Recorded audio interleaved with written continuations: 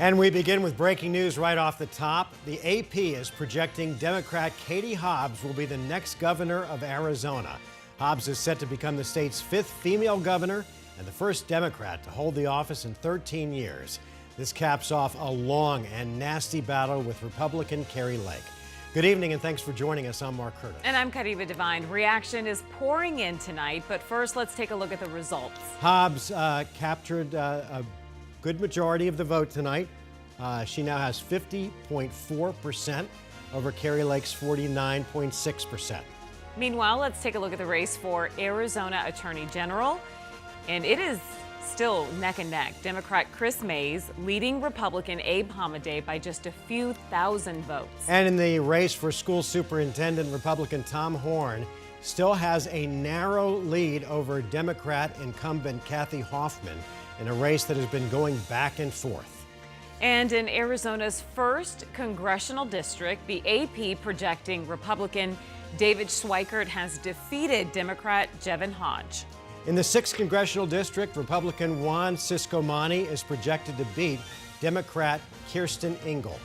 Let's bring in 12 News political insider Brahm Resnik for more reaction to what has happened tonight. Brahm, could you ever have predicted this?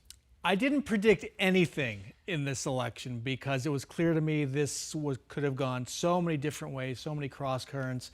And you know, this vote was being watched nationwide, even worldwide.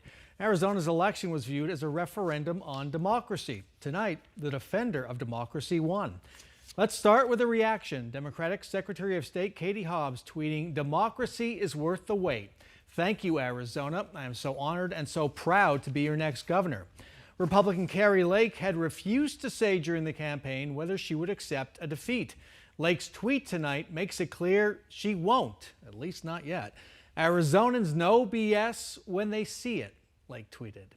The two candidates couldn't be more different. Lake, a Valley TV news anchor for 25 years, became a national figure as the race unfolded. The polished TV presence morphed into a break-the-norms politician in the mold of her hero, Donald Trump. Trump himself noted that Lake couldn't stop talking about rigged elections. She relished attacking the media, elections officials, and the legacy of the late Senator John McCain. Hobbs, a former state lawmaker who was trained as a social worker, became a national figure herself last year by defending Arizona's 2020 elections. But Hobbs was a reluctant retail politician. Her refusal to debate Lake grew into a 2-month controversy. She rarely spoke to the media, but she stuck to her campaign themes of protecting democracy and women's reproductive rights. Now, on election night, just 6 days ago, the first ballot drop showed Hobbs leading Lake by 186,000 votes. Lake never caught up. Her top advisors promised with each new ballot drop over the last few days that there was a massive stash of uncounted Lake ballots. They never materialized. Lake now finds herself down 20,000 ballots with only 48,000 left to count statewide.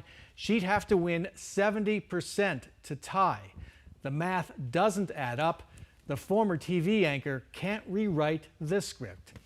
Kari Lake's refusal to concede defeat raises the specter of a drawn-out fight to block Katie Hobbs' election, or at least cast doubt on the election itself.